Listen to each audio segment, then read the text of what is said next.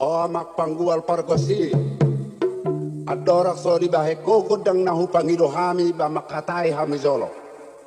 Rodo hami maboan gondang batak sian pangururan. Ima na pinipin ni amata si tabunan na siya kilometer 12 jala bije. Hami watas robongan saurdot parsarune amarjasihol sinurat. Dongan nama duai amat tiar si tanggang. Partagading amat seti malau. Panggordangi maringat si tanggang. Paduali adil sinurat. Panggora marga sinurat. Aku ni doh akaroponganna. Ia nama dokok kata on. Au mai ama juang marganai bahosian pangururan. Amak panggual pargosi di haroro nami nama boan uning-uning batak tumedanon bae majolo godang ni debata mula jari na bolon nama jadi hon uru nama jadi si majujung nama jadi ho pinggol nama jadi si tumangi nama jadi ho mata nama jadi si panonggor nama jadi hon igung nama jadi si tumanggo nama jadi ho baba nama jadi si makudap nama jadi ho tangan nama jadi si marjalo nama jadi ho pat nama jadi si majojak jojak ma amata pengudang jojak amata pimpinan nami songonido kami akaroponganna amak panggual parkosi bae majolo godang ni debata mula jani na bolon nama jadi hobuti-butian boto-botoan di nagaduk-gaduk desa lilia portibion di dolok-dolok dohot di taruan asa horas na pinipin na horas dohot nama pipin mauliate baik kamu godang ni debata mula jani.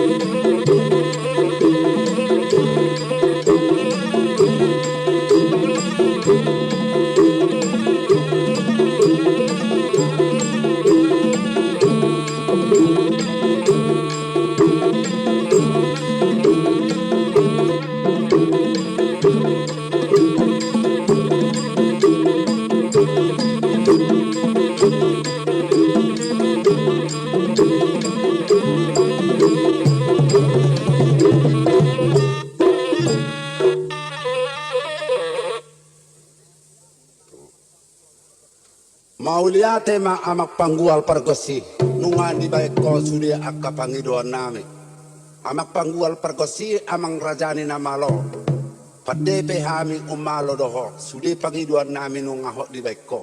Nunga di baiko godang ni di bata mula jadi, bahay majolo godang ni oputta situan Batara Guru doli, Batara Guru boru, doho Batara Guru situtu, namar helaho bane bulan namar simatu aho bane sori. Parsori so haliapan, parsori so habubuhan, unak kaliapa pengundang, doho akanan undang, unak kabubuhan. Asima rohani debata, holong marohani Tuhan, dapat na tinalagan, jupang manani luluan. Tubuh anak marsanga, boru martua, naboy pangalualuan, asuboy marpestagan tao mga karoang danubulan. Amak panggual parkosi, bajo godang nyoputa situang Batara Guru.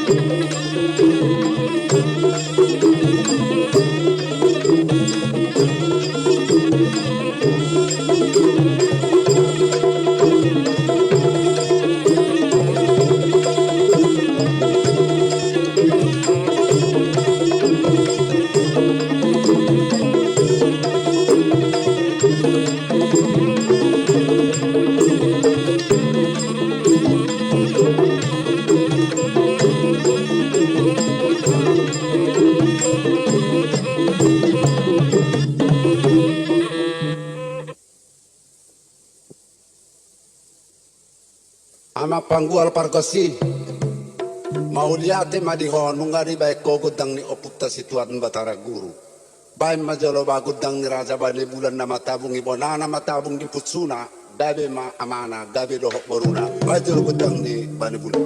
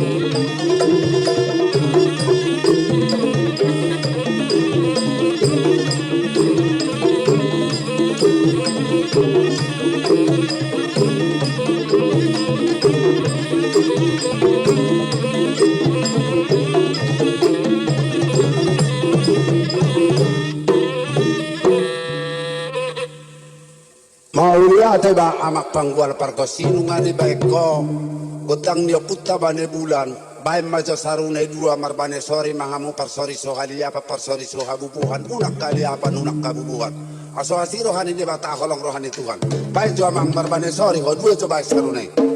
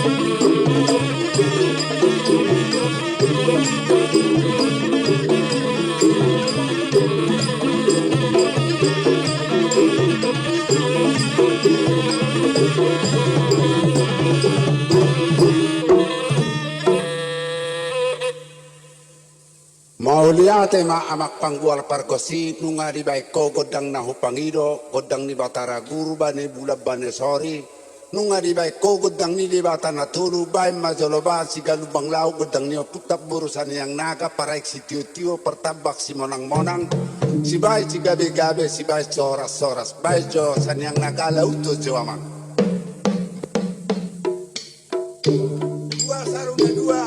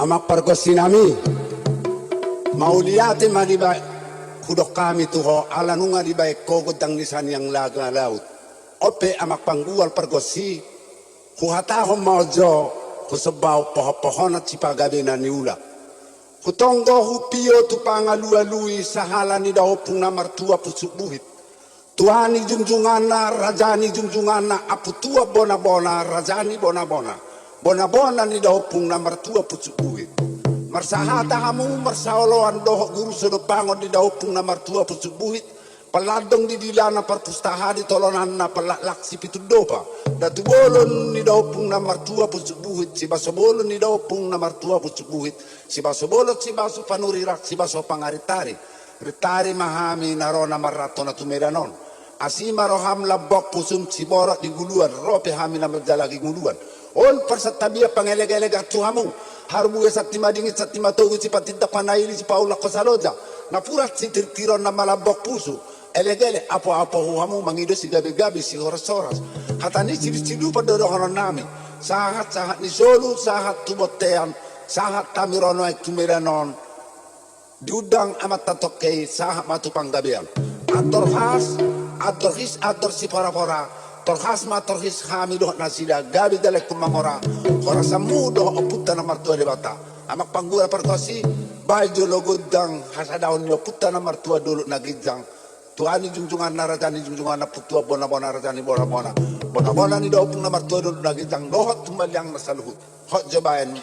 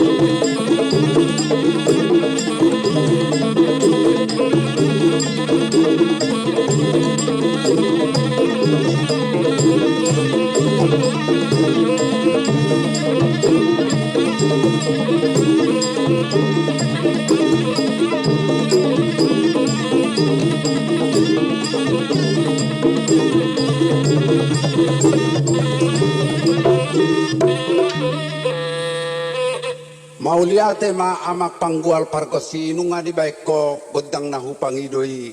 Baim majolo godang ni oputa raja sisari matua raja uti na pitu hali sabti na sojadi halopon. Aso parputi so haliapan ni mana parputi so habubuhan. Unak kaliapan unak kabubuhan. Baik jolo godang ni oputa sisari matua.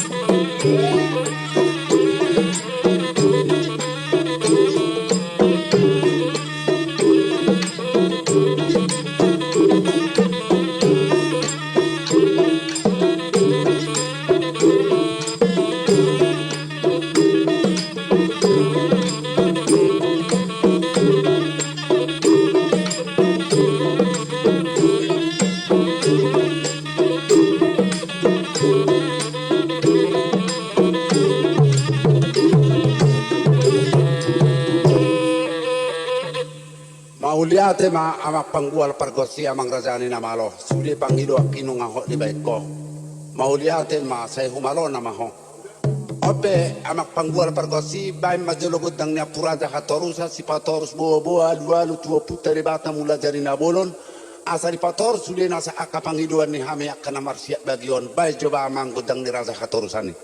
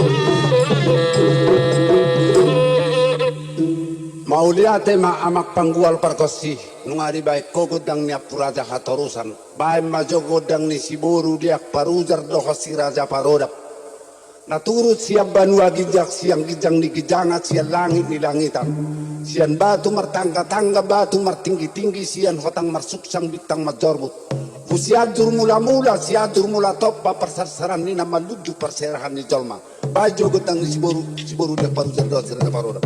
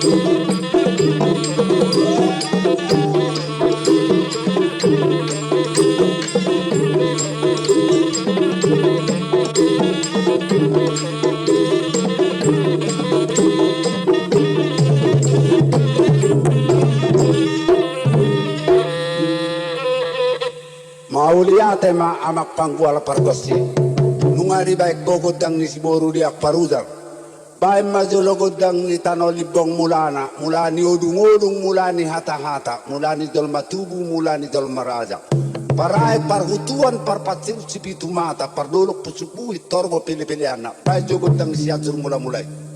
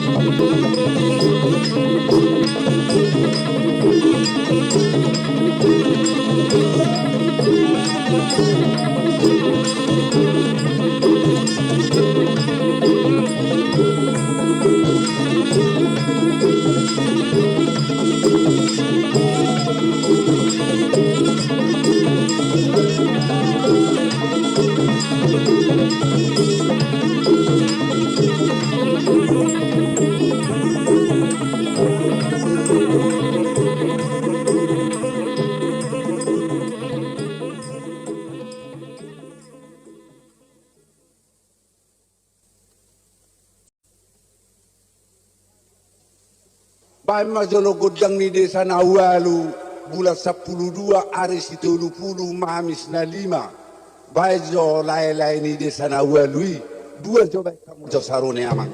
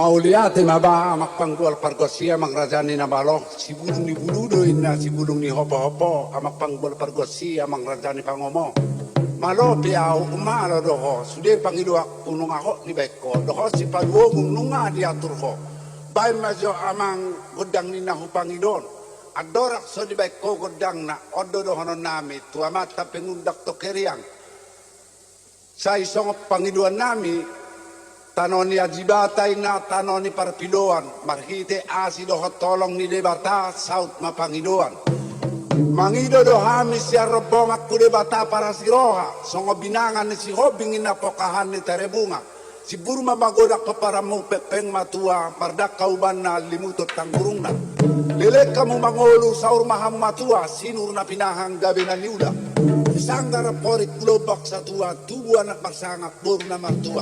Suku alangon na anak sekolah na mangula. Amak panggual parpasi, bayi jodoh gudang ni rajai godak si sari matua. Aso gabi asal horas, pangudang dohot na nyudang na.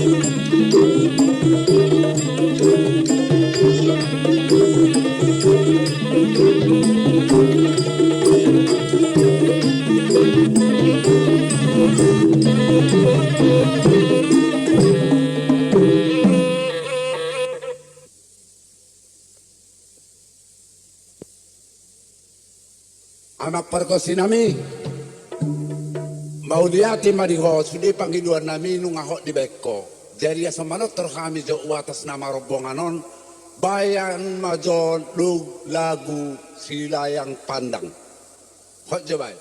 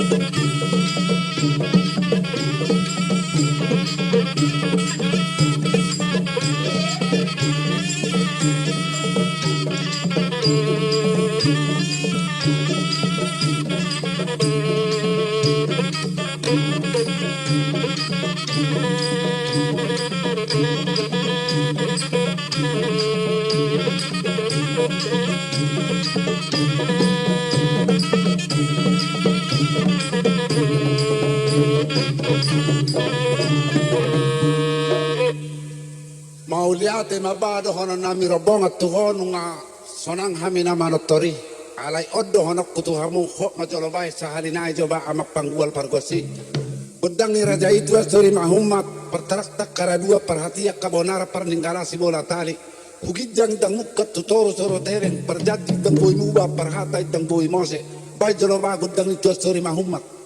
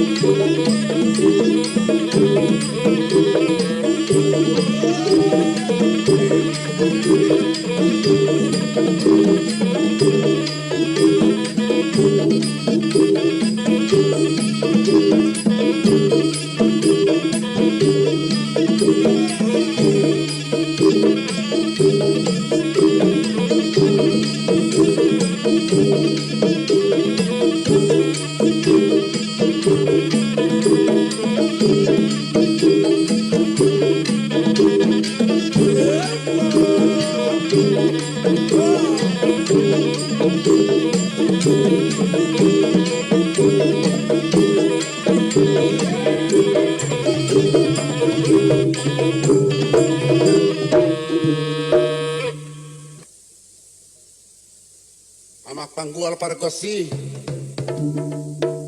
amang rajani namalo hami asamanot terhami di bagas rebongan namion naro hami sian akapamili ni amat tanah mangudangon songo kata ni upama dodohonon nami gabir siad dairi napurat sianak kola ibibir daina italona tabona patidak panaili paulak koko saloja boy do nubat libatu boy hite ni dorma asima rohani debata holong marohani Tuhan dapuk mana jadza lagi jupang mana ni duluan jadi bae majo amang songo kata ni upama napurat tano-tano ranking marsi ronggongan tupe hami pada odao doh amata pengundang doh pusat pimpinan nami amata si tampunan tunti nami mamarsi gonggoman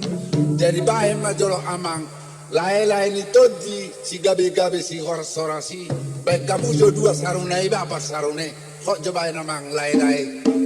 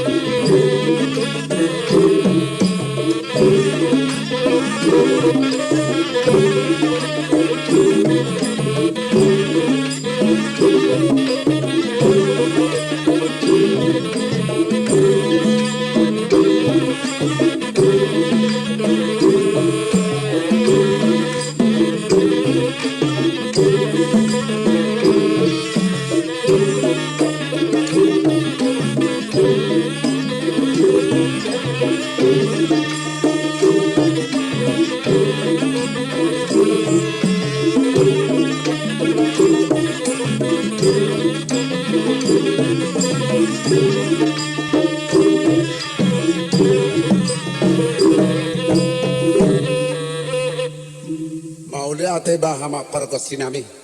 Asa hubay kami jo tertornami san nabas na ay mardugo so pisip mahojoloho.